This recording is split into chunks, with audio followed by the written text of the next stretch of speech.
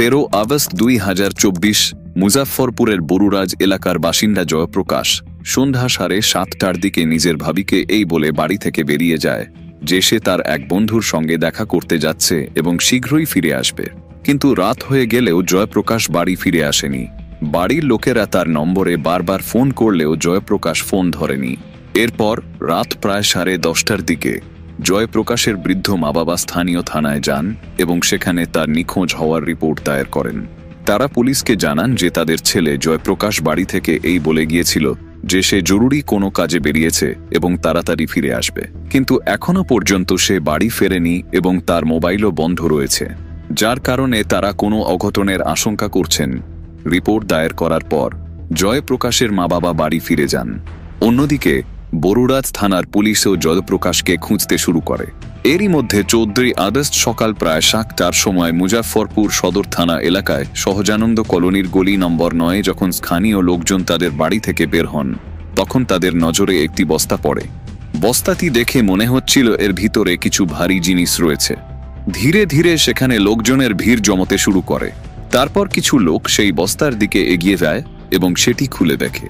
বস্তার ভিতরে একটি সুটকেস ছিল এবং যখন সেই সুটকেসটি খুলে দেখা হলো তখন তার ভিতরে দৃশ্য দেখে সবাই পালিয়ে যায়। এরপর সহজানন্দ কলোনির মানুষজন পুলিশকে ফোন করে এবং পুরো ঘটনা পুলিশকে জানায়। কয়েক মিনিটের মধ্যেই পুলিশ ও সহজানন্দ কলোনির গলি নম্বর 9 পৌঁছে যায়।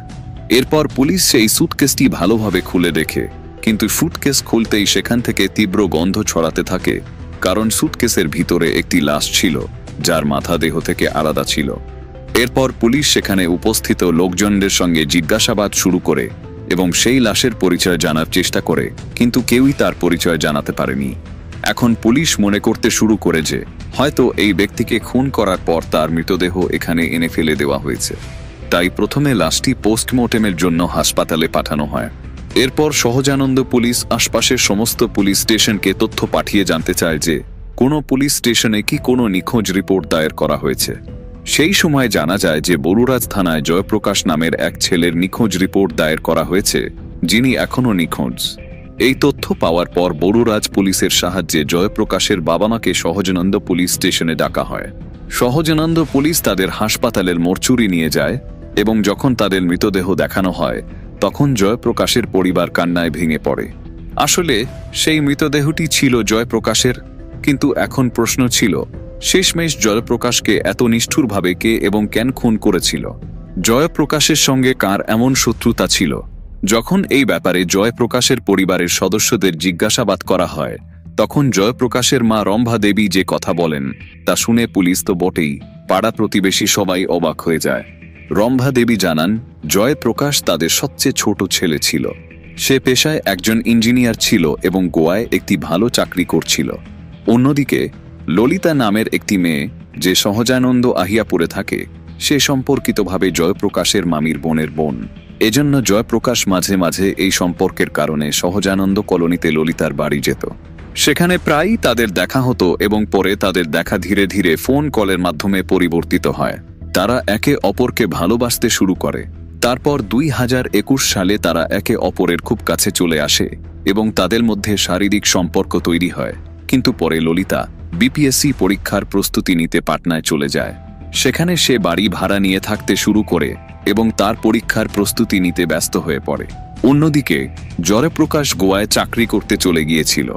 যদিও তারা দুজন আলাদা শহরে থাকতে শুরু করেছিল, তবুও তাদের ফোন কল এবং ভিডিও কলের মাধ্যমে আলোচনা চলতে থাকে। এছাড়াও মাঝে মাঝেই জয়প্রকাশ গোয়া থেকে ললিতাকে দেখতে আসত এবং যখন তারা একা একা সাক্ষাৎ করত তখন জয়প্রকাশ ললিতার কিছু আপত্তিকর ছবি এবং ভিডিও তুলেছিল। এদিকে ললিতাও এখন প্রতি মাসে জয়প্রকাশের কাছ থেকে টাকা দাবি করতে শুরু করেছিল, যা জয়প্রকাশ পূরণ করছিল।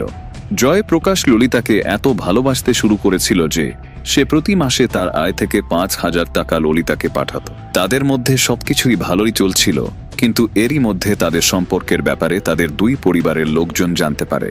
জয়প্রকাশ তার পরিবারের লোকদের স্পষ্ট জানিয়ে দিয়েছিল যে সে ললিতাকে খুবই ভালোবাসে এবং বিয়ে করলে ললিতাকেই করবে। যেহেতু জয়প্রকাশ বাড়ির সবচেয়ে ছোট এবং সবার আদরের ছিল, তাই তার আবদার তার পরিবার মেনে নেয়। বিষয়টি ললিতার বাড়িতে পৌঁছানোর পর ললিতার পরিবারও এই বিয়ের জন্য রাজি হয়ে যায়। তারপর 2023 সালের শেষের দিকে একদিন ললিতার পরিবার তাদের বিয়ে পাকা করার জন্য জয়প্রকাশের বাড়ি আসে, কিন্তু সেই দিন জয়প্রকাশের পরিবার বাড়িতে ছিল না। তারপর কিছুদিন পর অর্থাৎ 2024 সালের আগস্ট মাসে হঠাৎ ললিতা তার প্রেমিক জয়প্রকাশকে বলল, আমার সঙ্গে দেখা করতে এসো। যদিও সে সময় জয়প্রকাশ গোয়ায় তার কাজের জন্য ছিল, কিন্তু ললিতার বারবার ডাকার পর সে 13 আগস্ট গোয়া থেকে বাড়ি চলে আসে। 13ই আগস্ট সন্ধ্যা 7:30টার সময় জয়প্রকাশ তার ভাবিকে এই বলে বাড়ি থেকে বেরিয়ে যায় যে সে বাজার থেকে সবজি নিয়ে আসবে।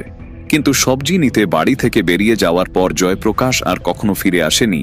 পরের দিন অর্থাৎ 14ই আগস্ট সহজানন্দ পুলিশ গলি নম্বর 9 থেকে সুটকেসে ভরা একটি মৃতদেহ উদ্ধার করে। এরপর জয়প্রকাশের পরিবার হাসপাতাল পৌঁছায়।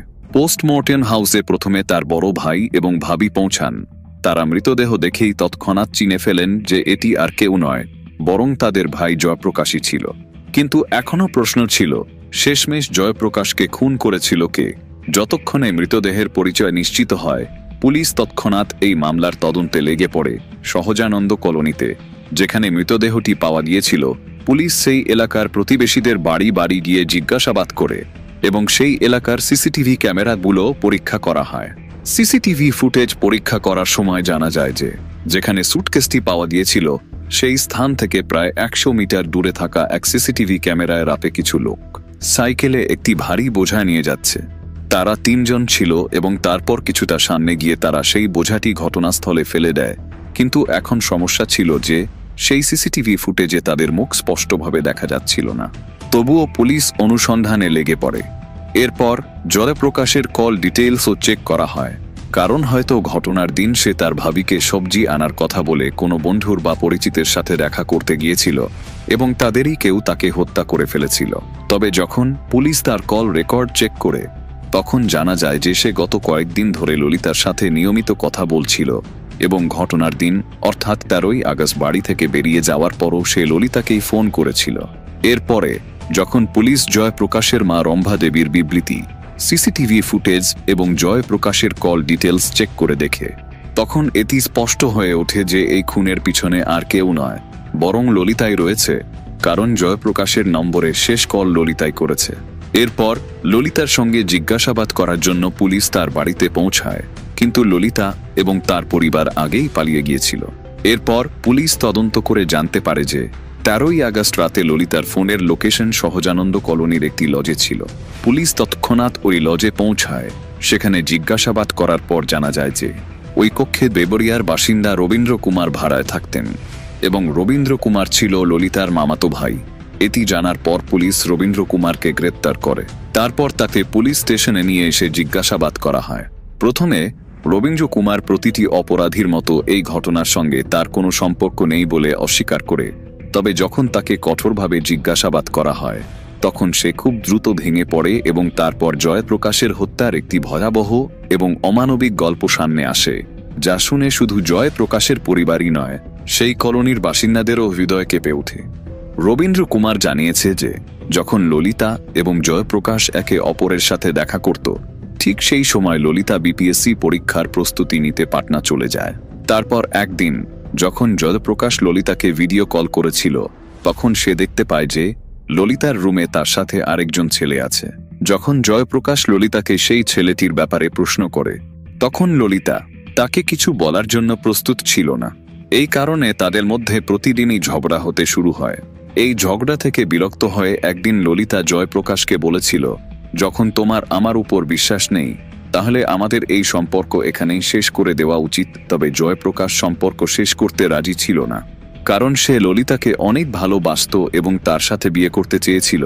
কিন্তু এরপর একসময় এমনও হয় যে ললিতা জয়প্রকাশের বাড়িতে ফোন করে তার মা রম্ভা দেবীকে বলে, আপনার ছেলে ঠিক নয়, তাই আপনি আপনার ছেলেকে বুঝিয়ে দিন, আমি তার সাথে বিয়ে করব না। এরপর মা রম্ভা দেবী তার ছেলে জয়প্রকাশকে অনেক বোঝানোর চেষ্টা করেন, কিন্তু জয়প্রকাশের বক্তব্য ছিল যে সে ললিতার উপর অনেক টাকা খরচ করেছে এবং সে তাকে অনেক ভালোবাসে। তবে ললিতা এখন জয়প্রকাশের সাথে কথা বলা পুরোপুরি বন্ধ করে দিয়েছিল। কথা বন্ধ হওয়ায় জয়প্রকাশ বেশ ক্ষুব্ধ ছিল। তার কাছে ললিতার সাথে কিছু আপত্তিজনক ছবি এবং ভিডিও ছিল।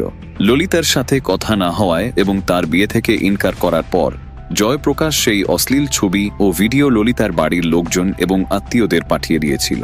এর ফলে ললিতা এবং তার পরিবার অত্যন্ত অপমানিত অনুভব করে এবং তারা জয়প্রকাশের থেকে তাদের অপমানের প্রতিশোধ নিতে চেয়েছিল।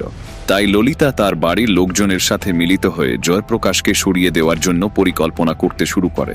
জিজ্ঞাসাবাদের সময় ললিতার মামাতো ভাই রবীন্দ্র কুমার পুলিশকে জানায় যে জয়প্রকাশকে হত্যা করতে তার বোন ললিতা অবিরত তাকে ফোন করছিল, কিন্তু জয়প্রকাশ গোয়া থেকে তার বাড়িতে আসছিল না। এরপর ললিতা জয়প্রকাশকে বিয়ের প্রতিশ্রুতি দিতে শুরু করে। সে জয়প্রকাশকে বিশ্বাস দিতে চেয়েছিল যে তার মুজাফফরপুর পৌঁছানোর পর সে তাকে বিয়ে করে নেবে। যদিও জয়প্রকাশের আগে থেকেই ভয় ছিল যে তাকে হত্যা করা হতে পারে, তবুও সে ললিতার উপর বিশ্বাস রেখে মুজাফফরপুর চলে আসে। প্রথমে সে ভগবানপুরে তার ভাইয়ের ভাড়া বাড়িতে গিয়েছিল।